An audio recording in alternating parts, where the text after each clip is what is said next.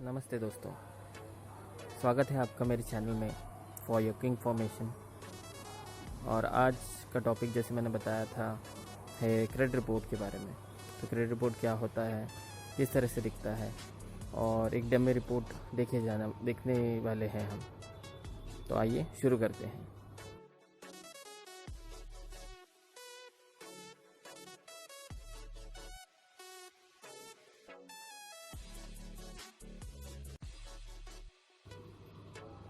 तो मैंने कुछ पहले रिसर्च किया कि YouTube पे ऑलरेडी कुछ मेरे भाइयों ने अच्छी तरह से समझाया है कि रिपोर्ट कैसे देखते हैं, कौन से सेक्शन में क्या जानकारी आती है, उसे क्या कहा जाता है और उसका मतलब क्या है। तो अब मैं वापस वही सारी जानकारी बताऊं तो उसमें ज़्यादा मज़ा नहीं आएगा, इसलिए मैं वो सारे जो लिंक हैं वो मेरे डिस्क्रिप्शन में रख रहा हूँ। अब वो पहले वीडियोस देख लीजिए, एक रिपोर्ट समझ लीजिए। मैं आपको जो बताने वाला हूँ वो ये बताने वाला हूँ कि रिपोर्ट की वजह से आपका लोन डिनाई क्यों हो सकता है। मतलब अगर कभी आपको बताया जाता है कि सिबिल की वजह से आपका लोन डिनाई हो रहा है तो वो क्यों हो रहा है। तो जैसे कि अगर आपने ये वीडियो देखे हैं तो उस रिपोर्ट को 3 सेक्शंस में बांटा जा सकता है। तो पहले आता है आपका personal information. Personal information section में आता है आपका नाम, आपकी डेट ऑफ बर्थ, आपका जेंडर, आपका एड्रेस। अब इन सारी चीज़ों की वजह से लोन डिनाई होना बहुत मुश्किल है, या फिर ये तो सारी चीज़ें सही आनी चाहिए। लेकिन बहुत सारे रिपोर्ट्स पे ऐसी गलतियां होती है जहाँ पे आपका नाम गलत आ जाता है। मैंने तो एक ऐसे भी केस देखा हुआ है जिसमें उनका जेंडर सिर्फ गलत था, बाकी पूरी रिपोर्ट सही थी। मेल थे, फीमेल दिखा रहा था। तो उस केस में उनको लोन डिनाई कर दिया गया। हालांकि हम उस बैंक में हमने बात की, तब बताया भाई सामने जेंडर कंप्लीटली आपको दिखाई दे रहा है, तो रिपोर्ट जेंडर तो नहीं बता रहा। रिपोर्ट तो आपकी फाइनेंशियल इंफॉर्मेशंस के बारे में है कि किस तरह से होनी चाहिए, उसमें क्या जानकारी आती है, इन्होंने पहले फ्रॉड किया नहीं, वो देखा जाए। जेंडर क्यों देखा जाए। लेकिन हाँ, पता नहीं, वो बहुत ज़्यादा शिक्षित थे शायद बैंक में जो कर्मचारी थे, तो उस वजह से उन्होंने डिनाई कर दिया। कह रहे थे कि वो सिबिल में ठीक करके। अब इसे ठीक कैसे करा जा सकता है या फिर ठीक कैसे किया जा सकता है, यह हम पूरी तरह से समझेंगे। लेकिन इससे पहले हम ये समझ लेते हैं कि आखिर में गलतियां कहाँ हो सकती है और जिस वजह से हमें नुकसान हो जाए। ठीक है, तो पहले जैसे मैंने बताया पर्सनल इन्फॉर्मेशन सेक्शन में नाम, डेट ऑफ बर्थ भी गलत है तो भी आपका लोन रिजेक्ट हो जाए। उनको लगेगा कि आपने कुछ गलत जानकारी दी है, फ्रॉड किया है। तो आपको देखना है कि आपकी रिपोर्ट पे पर्सनल इन्फॉर्मेशन में सारी जानकारी सही है। अब आगे बढ़ते हैं। आपके आइडेंटिफिकेशन नंबर्स, आपके सारे आइडेंटिफिकेशन नंबर जो भी आपने अब तक बैंक में दिए हैं वो सही आने चाहिए। इसमें कोई भी नंबर गलत नहीं आना चाहिए। जो आप लोन लेते वक्त मतलब एप्लीकेशन के साथ प्रोवाइड कर रहे हैं वो और ये सिबिल रिपोर्ट के आइडेंटिफिकेशन नंबर मैच होने चाहिए। नहीं है तो प्रॉब्लम नहीं, लेकिन गलत नहीं आना चाहिए। तो इस वजह से भी अगेन डिनाई हो सकता है, क्योंकि आपने दूसरे बैंक में कोई और कागजात दिए हैं, हमारे पास कोई और दे रहे हैं, फिर वही बात आ जाती है। अब सबसे मेन जो चीज़ है जिसके वजह से आपके लोन डिनाई हो सकते हैं वो है अकाउंट इन्फॉर्मेशन। अब ये असली फसाद की जगह है।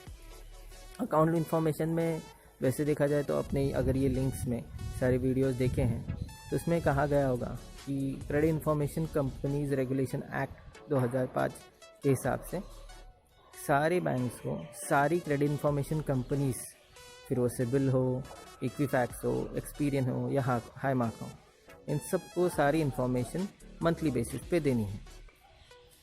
लेकिन ये रूल क्रेडिट इन्फॉर्मेशन कंपनी के लिए, बैंक के लिए नहीं है। सो बैंक को ये इन्फॉर्मेशन देना 30 दिनों में देना है, लेकिन वो देंगे ही ऐसा ज़रूरी नहीं है। शायद वो 10 दिनों में दें या 50 दिनों में दें या 1 साल में दें। तो सिबिल इन बैंक्स पूछ नहीं सकते कि, या credit information company, Experian, Highmark, कोई भी उन्हें पूछ नहीं सकता बैंक्स को कि आपने इन्फॉर्मेशन नहीं दी, 30 दिनों से अब तक ये अकाउंट क्लोज़ है या नहीं, आपने अगर अपडेट नहीं किया है, तो ये सवाल कोई भी क्रेडिट इन्फॉर्मेशन कंपनी नहीं पूछ सकती। कोई पूछ सकता है तो वो है आप।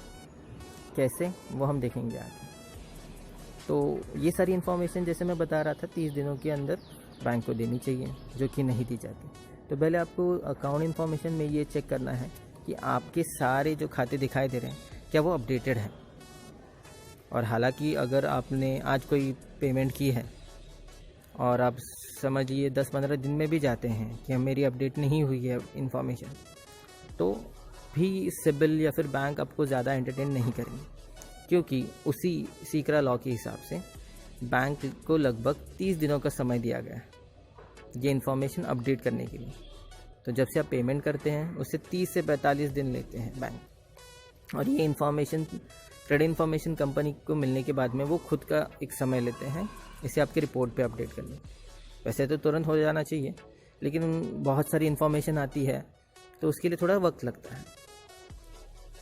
अब जानते हैं कि ये इन्फॉर्मेशन अपडेट अगर हो गई है और सारी इन्फॉर्मेशन सही है, तो आपकी रिपोर्ट में और कौन सी जानकारियाँ हैं जिनके वजह से आपके रिपोर्ट का जो रिज़ल्ट है और आपकी लोन का एप्लीकेशन है वो डिनाई हो सकता है।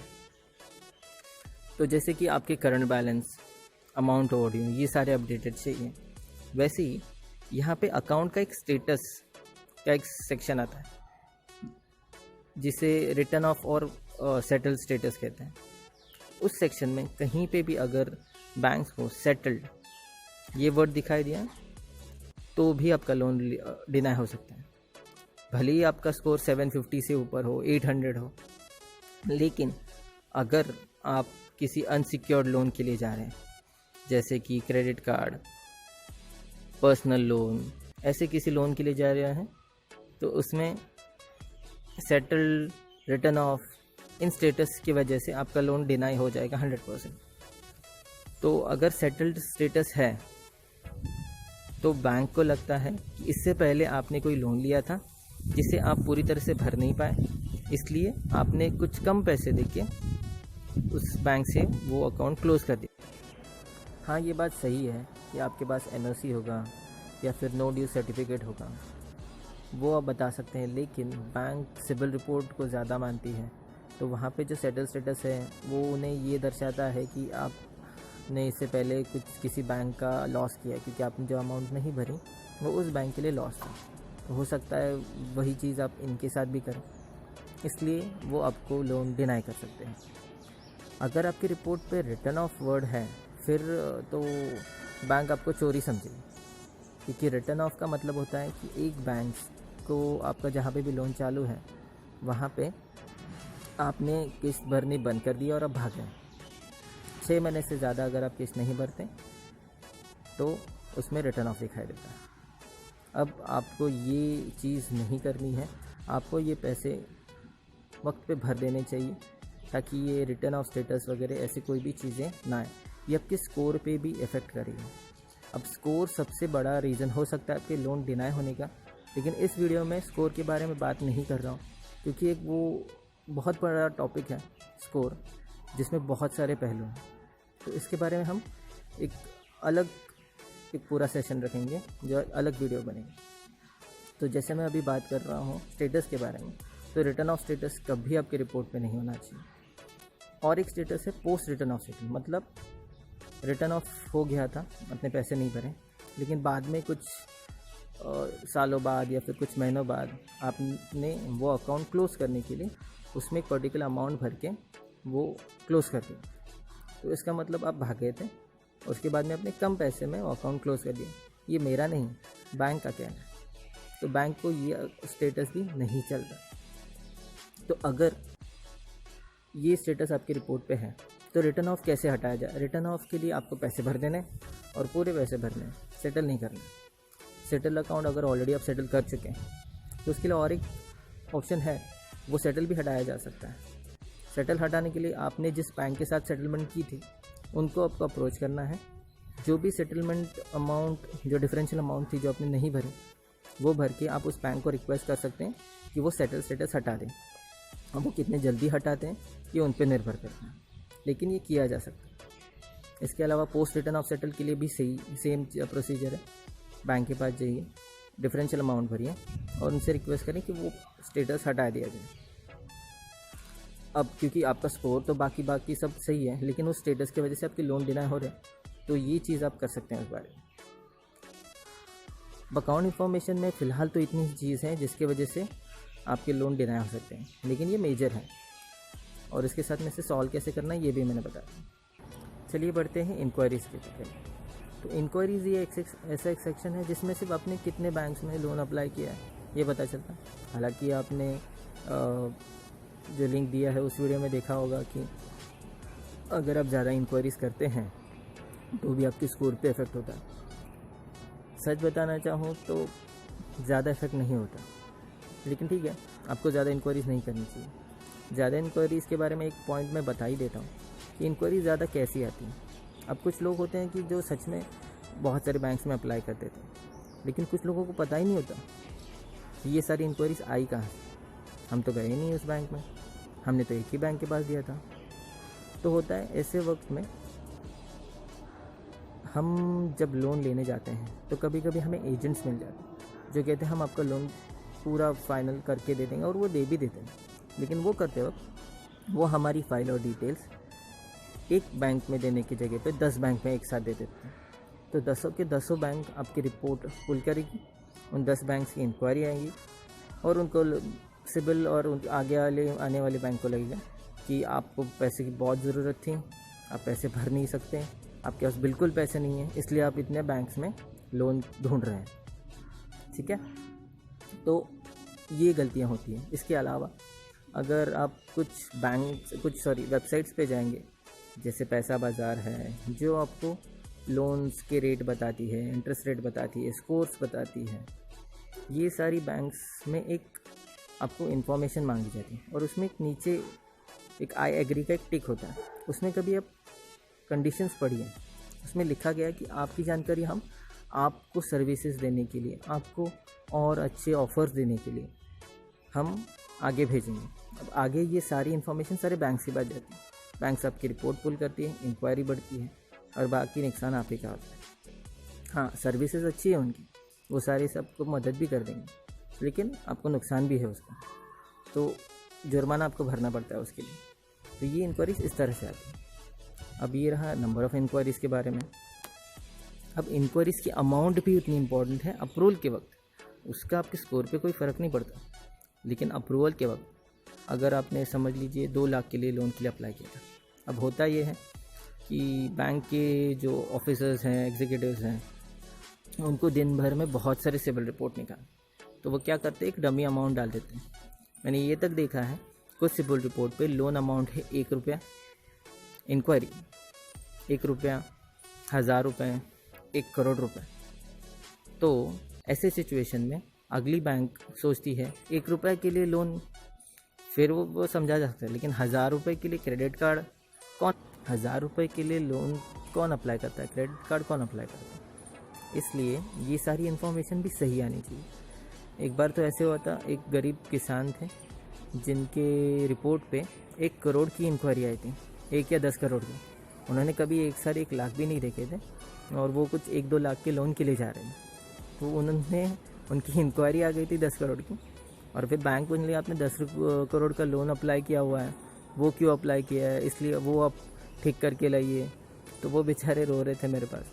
तो ऐसी भी चीज़ें हैं जिसकी वजह से, छोटी छोटी चीज़ों की वजह से हमें दिक्कत हो सकती है। अब ये सही बात है कि हम शहरों में रहते हैं, लेकिन कुछ बहुत सारे गाँवों में जो बैंक में काम करने वाले ऑफिसर्स हैं, एग्जीक्यूटिव्स भी हैं, उन्हें भी पूरी तरह से नहीं पता था। ये गलती उनकी नहीं है, उन्हें ठीक से ट्रेन नहीं किया जाता, या फिर ये सारी जानकारी उनको नहीं पता होती कि क्रेडिट इन्फॉर्मेशन कंपनीज़ की इन्फॉर्मेशन कौन सी इंपॉर्टेंट है। उन्हें सिर्फ 2 चीज़ें बताई जाती हैं कि एक पर्टिकुलर लोन टाइप का एप्लीकेशन आ रहा है तो ये उसमें नहीं होना चाहिए और उनका स्कोर कितना होना चाहिए, बस।